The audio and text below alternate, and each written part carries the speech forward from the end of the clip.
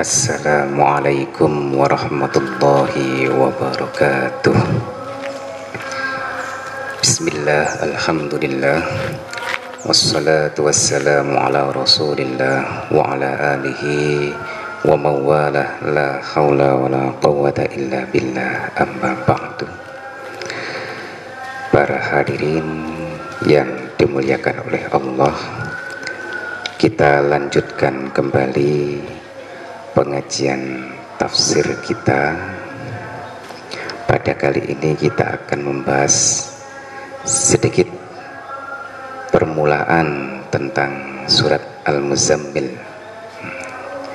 Surat Al-Muzammil atau Muzammil, Al-Muzammil itu berarti kita mengingat bahwasanya Al-Muzammil itu ada peristiwa yang menarik, yaitu orang yang berselimut, yaitu maksudnya ada Rasulullah.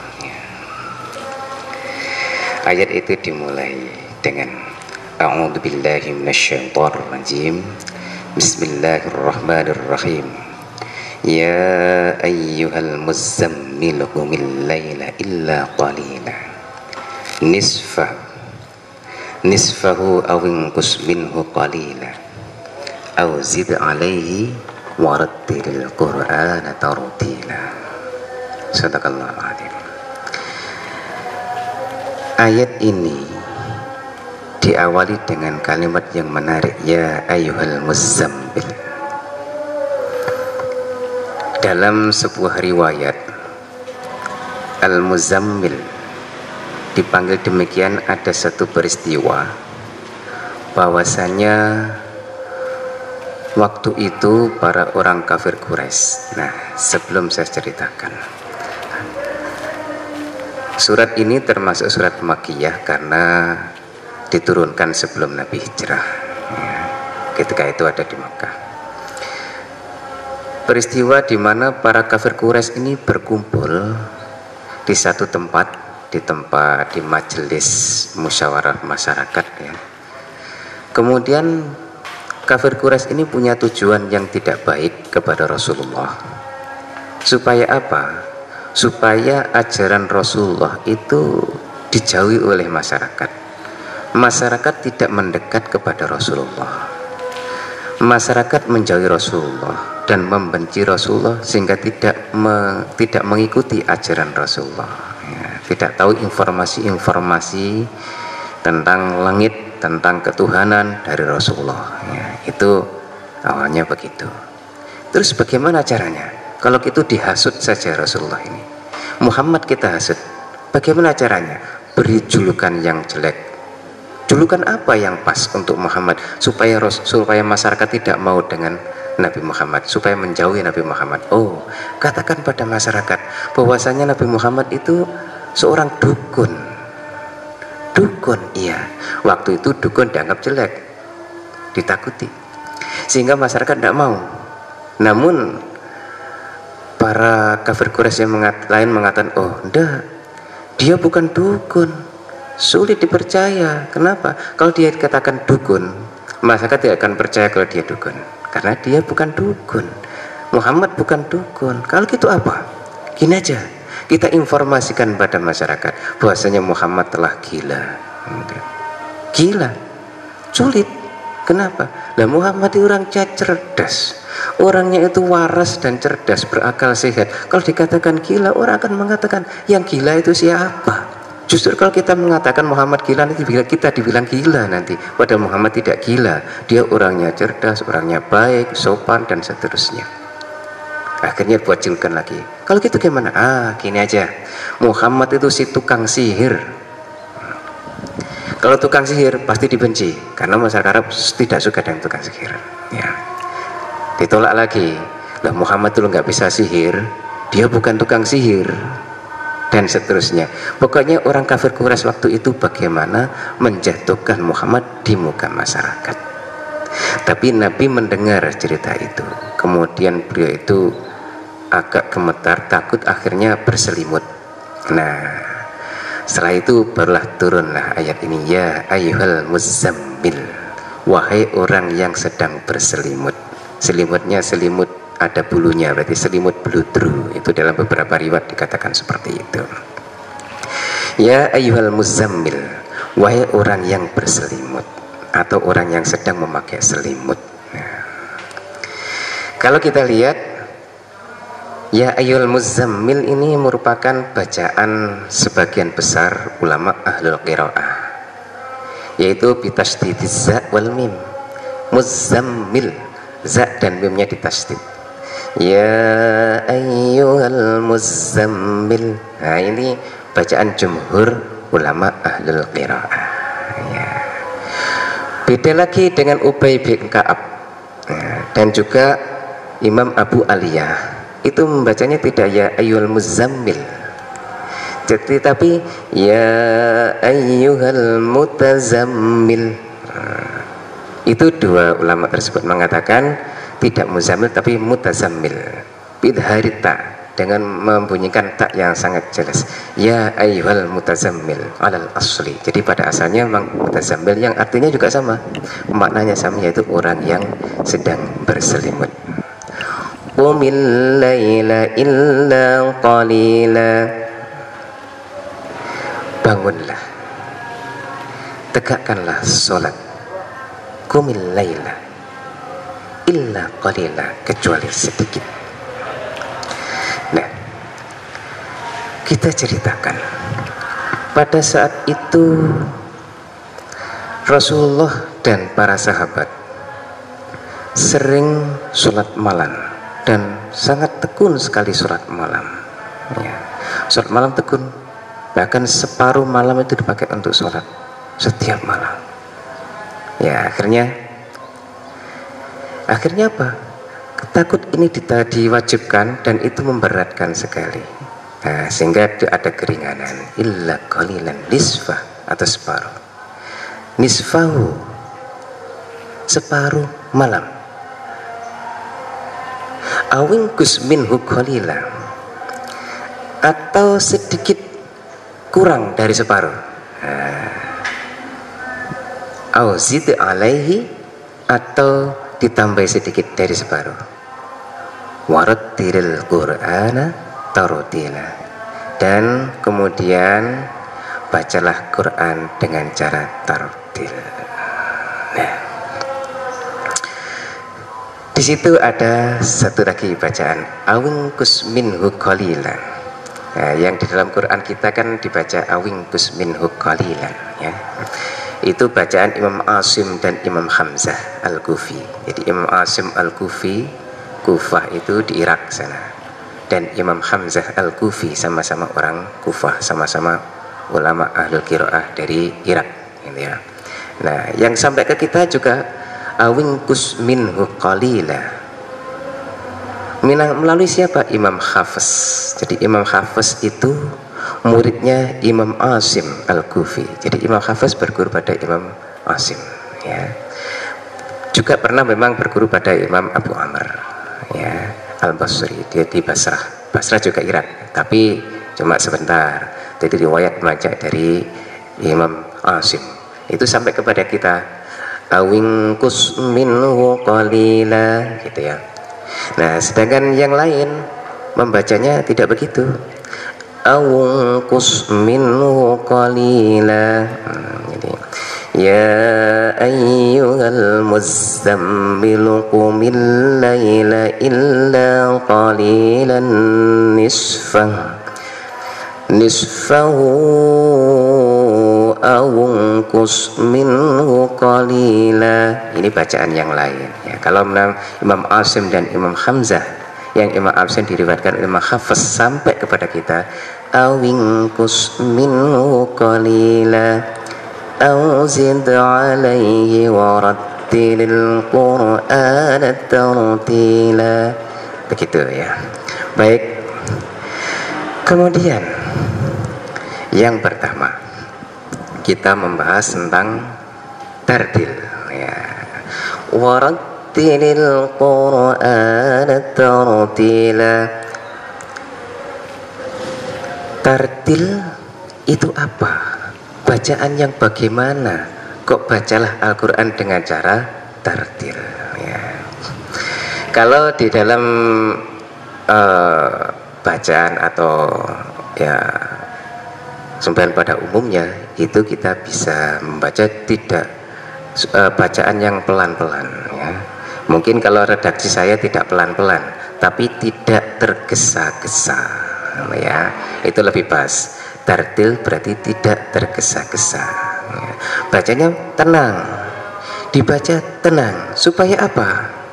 Ya, supaya jelas hurufnya, tidak ada yang kurang dari hurufnya, harokatnya jelas, kemudian tajwidnya jelas. Karena apa? Beda sedikit sudah beda artinya nanti ya. Mama wala taqraba hadhihi syajarata fatakuna minaz zalimin.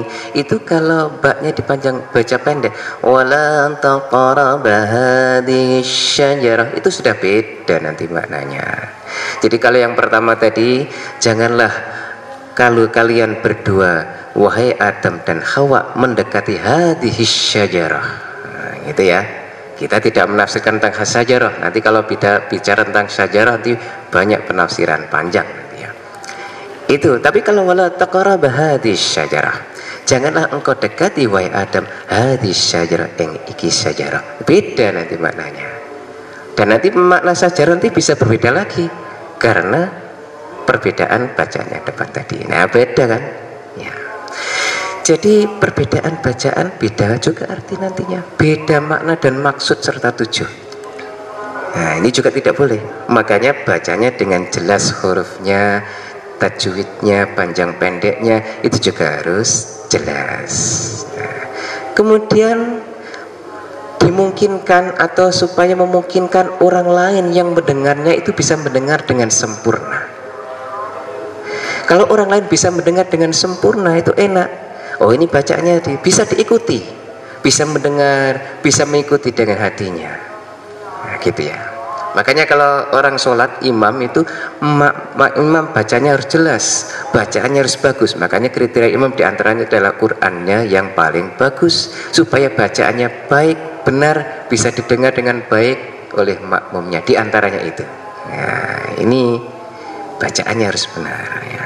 Kemudian dengan bacaan yang tenang, dengan huruf-huruf yang jelas, tajwidnya benar, kemudian cara membacanya juga elok dan ikhlas seperti itu, maka orang yang mustami' juga bisa diharapkan untuk bisa menyimak, memahami maknanya, merenungi dan bisa mengambil iktibar, bisa mengambil pelajaran dari bacaan yang dibacakan itu.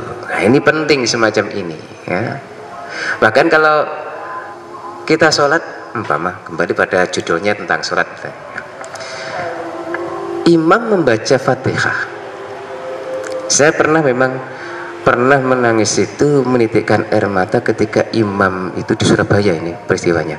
Itu membacanya dengan enak, bukan karena suaranya saja, suaranya memang enak, tetapi orangnya memang orangnya ikhlas, bacanya bagus, mujawwad, tenang, bisa dimaknai dengan baik, dan isinya juga demikian sangat luar biasa. Artinya apa? Ketika membaca itu beliau juga memaknai dengan baik dan digunakan dengan benar, karena Fatihah itu contohnya itu makna dialog. Di sana setelah kita mengakui keberadaan Allah sebagai Ar-Rahman Ar-Rahim, juga Malik Yaumiddin di sana, kemudian kita berikrar iyyaka na'budu wa iyyaka nasta'in, berdialogkan dengan Allah. Hanya kepadamu kami menyembah ya Allah, ngobrol, ngomong, wa iyyaka nasta'in. Nah, itu dilantunkan dengan cara yang baik sehingga kita bisa maknai dan bisa berhadap dengan Allah. Indah sekali sehingga tidak terasa meneteskan. Nah, itu bacaan yang benar, bitartil ya. Warattil Qur'ana tartila, dengan cara yang baik. Nah, terus gimana? Apalagi sekarang bulan Ramadan ya. Bulan Ramadan kalau bacanya seperti itu, maka orang akan mengatakan, wah, kalau jamaah di musola atau di masjid, saya kira akan banyak mengalami kemajuan kalau bacanya seperti itu. Kenapa? Ya gimana nggak mengalami kemajuan? Jamaahnya pada kabur, akhirnya maju softnya. Kemajuannya softnya yang maju, berkurang banyak. Bismillahirrahmanirrahim. Nah, pelan-pelan. Akhirnya kalau terawihnya seperti ini, makmunya pada lari. Jadi ya sedang. Cepat boleh, tetapi tetap tidak boleh meninggalkan kewajibannya. Ada batasan-batasannya. Apa? Di antaranya huruf-hurufnya harus tetap jelas, tidak boleh berkurang, harokatnya juga tidak boleh berkurang, panjang pendeknya boleh dipangkas tapi tetap terasa, tetap kelihatan, tetap ada bedanya panjang dan pendeknya, sehingga makna, maksud dan tujuan dari ayat yang dibaca itu pun tidak berubah. Boleh. Nah, kalau terlalu cepat, namanya juga terlalu, tidak boleh. Jadi seumpama Bismillahirrahmanirrahim, Alhamdulillahirrabbilalamin, Ar-Rahmanirrahim, Maliki yaumiddin. Itu agak cepat. Boleh? Boleh. Nah, apakah ada huruf yang berkurang? Tidak ada. Ya. Ada panjang pendek tetap ada. Tapi kalau Bismillahirrahmanirrahim dan seterusnya, ini juga menyalahi aturan, nanti rusak Fatihahnya. Kalau Fatihahnya rusak, dianggap tidak membaca Fatihah. Kalau tidak membaca Fatihah, bagaimana? La sholata liman lam yaqra bi Fatihatil kitab. Tidak sah sholat seseorang yang tidak membaca Fatihatul kitab atau membaca Al-Fatihah. Nah, ini jelas sekali itu hadis Nabi. Bahkan ada hadis Nabi yang cukup panjang, ini sangat terkenal sekali, dan di situ banyak pelajaran bisa kita ambil dari hadis Nabi yang panjang. Ada seorang laki-laki sholat, kemudian datang kepada Rasulullah, mengucap salam, kemudian mengucapkan salam, dibalas oleh Rasulullah dengan salam. Ya. Kemudian apa kata Rasulullah? Itu disuruh mengulangi lagi.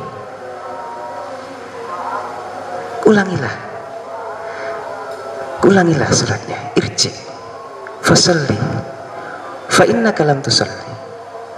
Irji, kembalilah, ulangilah salatnya, fa innaka lam tusalli, sesungguhnya engkau belum sholat.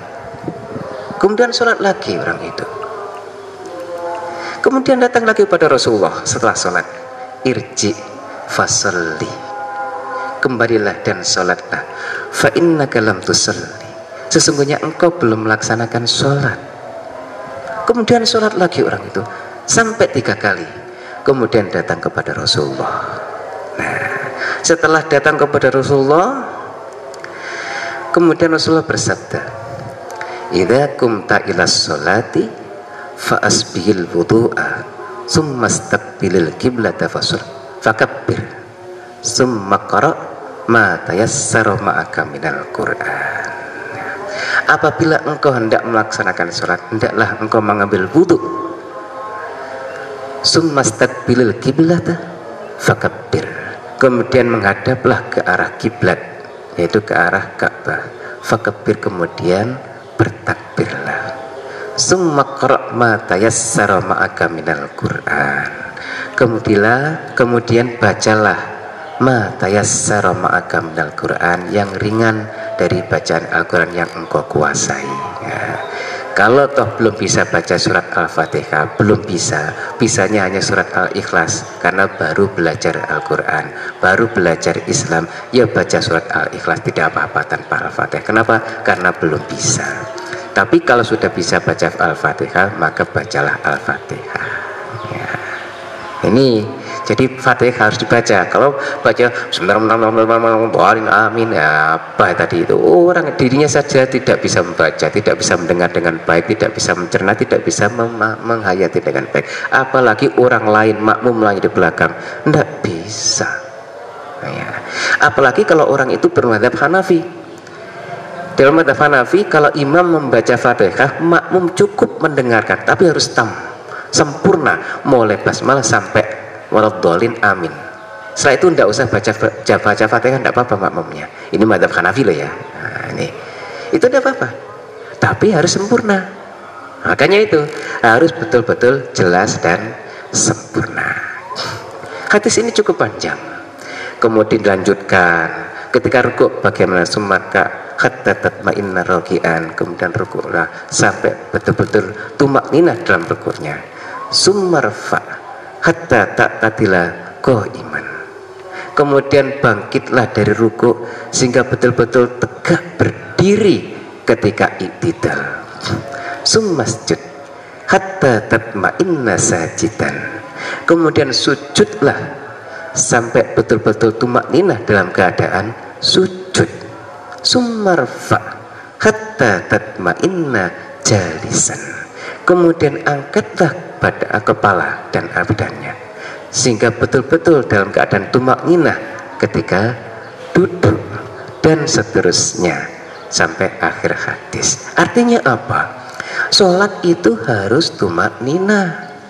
Kalau sholatnya tidak tumakninah, ya tidak sesuai dengan tuntunan Rasul. Makanya kata Rasul, irji fasolli fa innaka lam tusalli, kepada seorang laki-laki tadi, karena tidak tumakninah, tidak membaca ayat Quran dan sebagainya, maka ulangilah sholatnya karena Anda belum melaksanakan sholat. Jadi ini penting, hadis ini panjang tapi maknanya, apalagi sekarang musim taraweh.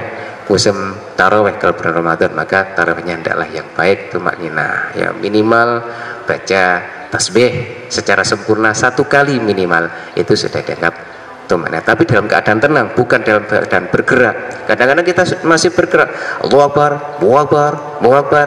Kadang kita sudah Allahu Akbar sudah berkali-kali, makmumnya bingung, ini yang mana yang diikuti.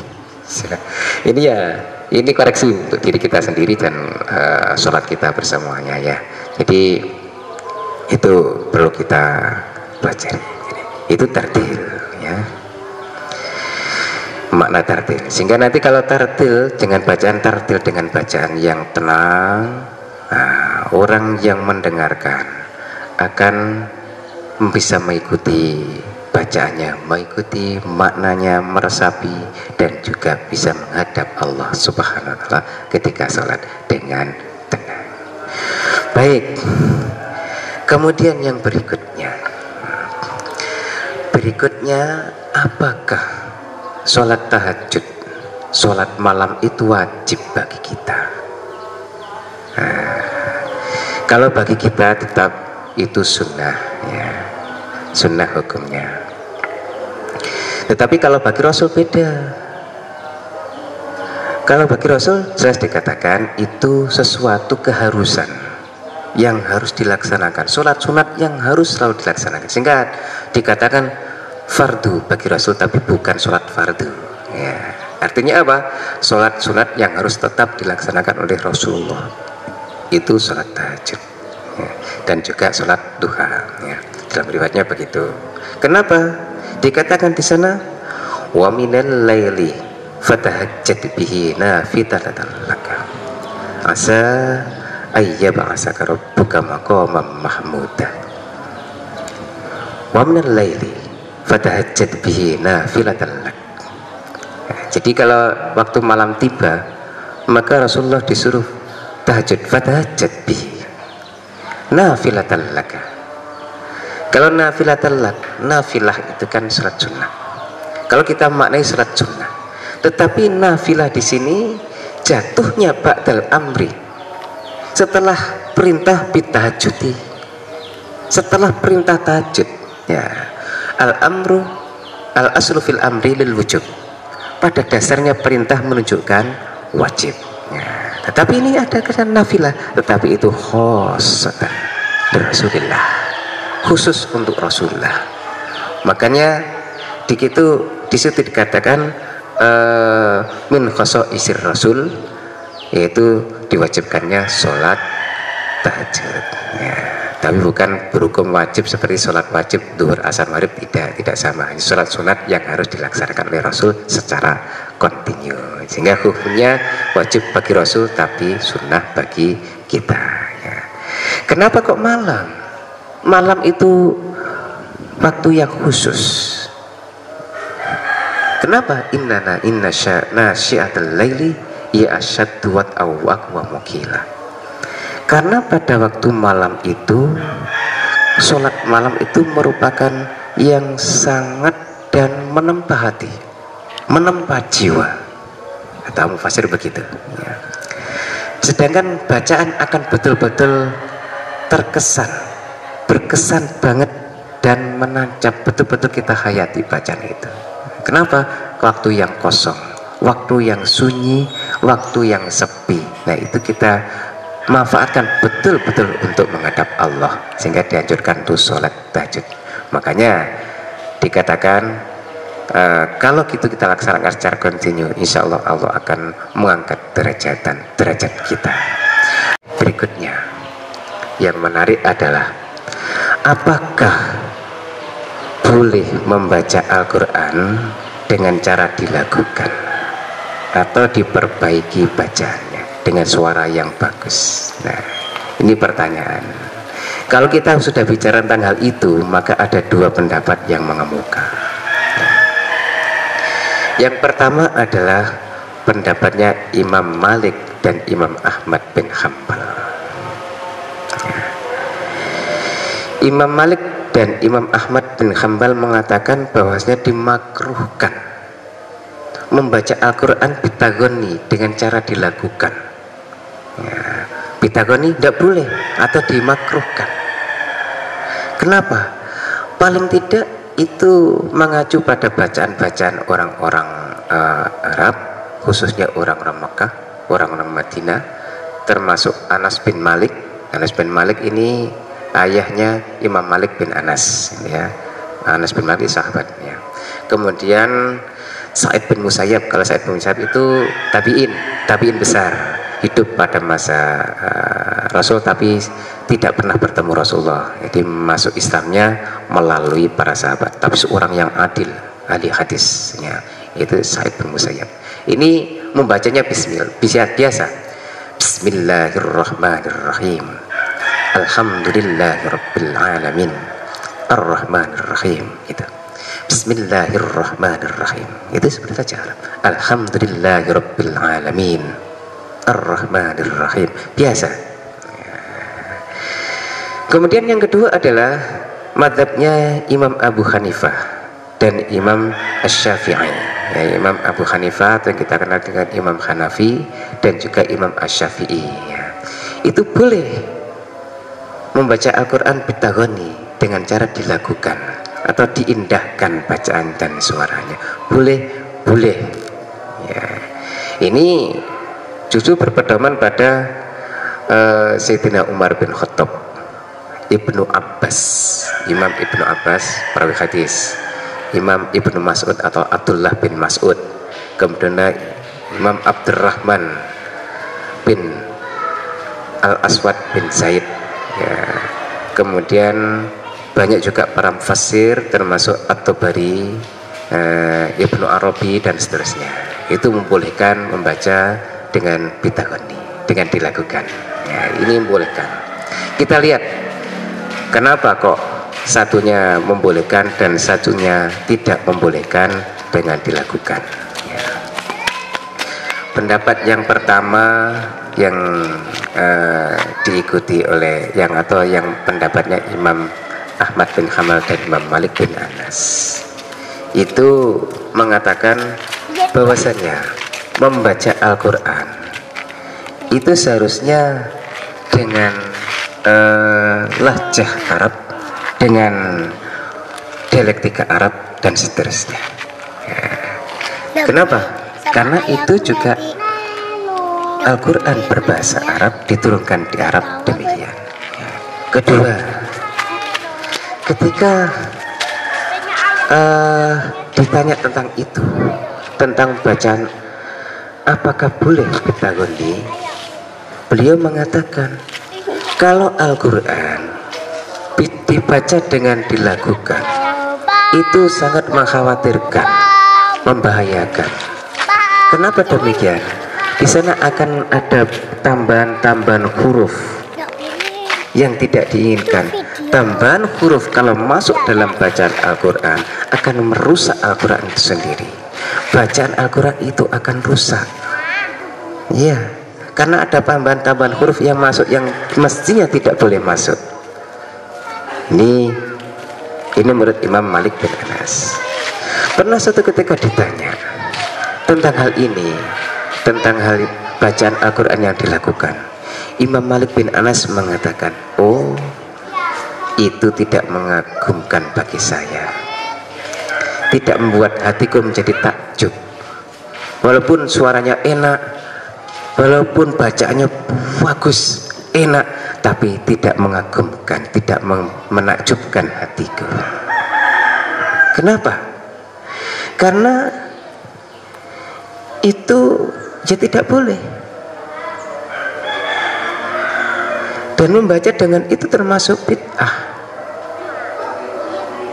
Orang yang membaca bacaan Al-Quran dengan cara suara yang bagus, dengan bacanya bagus, itu hanyalah orang-orang yang mengharapkan dirham, kata Imam Malik bin Anas. Orang yang mengharapkan imbalan.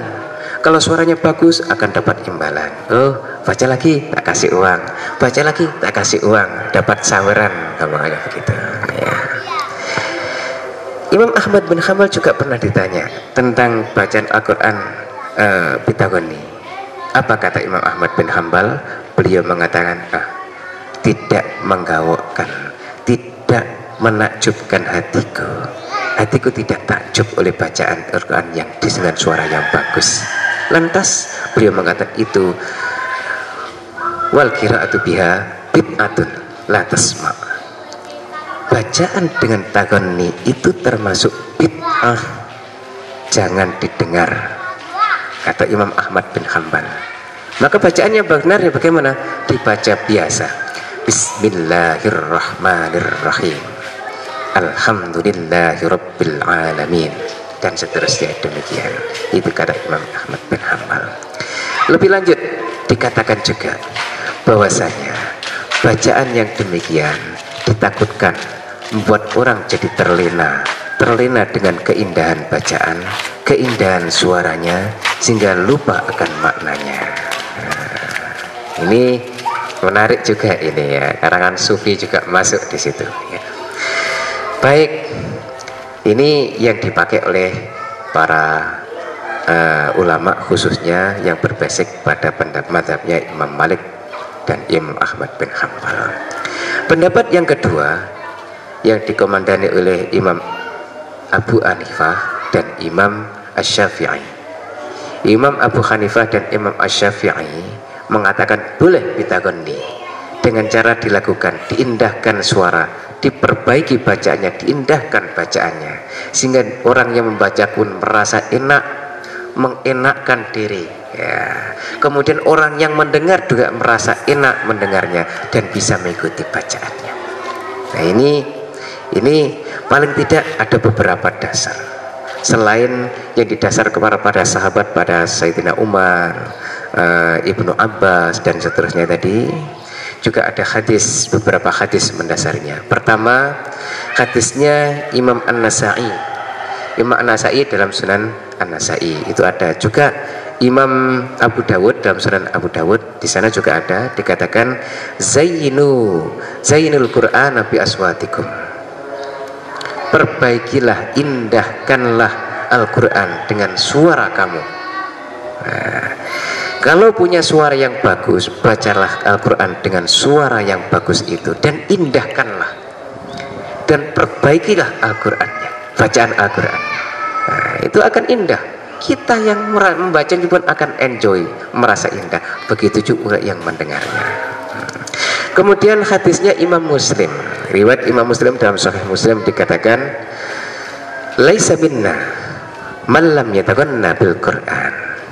Tidak termasuk golongan kami, kata Rasulullah, orang yang tidak mau membaca Al-Quran dengan cara yang indah, dengan cara yang bagus, dengan cara yang enjoy. Nah, ini tidak termasuk kita. Maka kalau kita bisa membaca dengan yang lebih bagus, kenapa tidak? Bacalah dengan cara yang bagus. Bacaannya juga harus bagus dan dengan suara yang paling bagus yang diberikan Allah kepada kita, yang kita miliki. Jadi Allah memberikan suara yang bagus, indahkanlah bacaan Al-Quran dengan keindahan suara kita yang diberikan oleh Allah. Ya. Itu. Kemudian berikutnya ada juga hadis yang diriwayatkan oleh Abdullah bin Mughaffal bahwasanya ketika Rasulullah itu pada Fathu Mekah, jadi ketika pendudukan kota Mekah kita takluk ke tangan Rasulullah, Rasulullah membaca surat Al-Fatih dan diulang-ulang. Enjoy sekali, enjoykan. Nah, ini menunjukkan Rasulullah juga mengindahkan bacaannya dan sangat menikmati. Ya, ini contoh. Ya. Ini ya tidak hanya perintah Rasul, tapi juga contoh dari Rasulullah. Ya. Kemudian ada hadis lagi, yaitu ketika suatu malam Rasulullah mendengar bacaan Abu Musa al-Asy'ari. Ya. Abu Musa al-Asy'ari ini suaranya indah sekali, bacaannya bagus sekali. Suaranya bagus, bacaannya bagus, ahli Al-Quran, ya, yaitu Abu Musa al-Asy'ari. Kemudian setelah membaca Al-Quran, Rasulullah mengatakan pada Abu Musa al-Asy'ari, sungguh engkau telah diberikan seruling sebagaimana serulingnya atau sebagaimana diberikan kepada ahli atau keluarganya Nabi Daud. Jadi Abu Musa al-Asy'ari suaranya indah, bagus. Kita membaca Al-Quran juga diindahkan sekali, bagus-baguskan bacaan Al-Qurannya dan suaranya itu.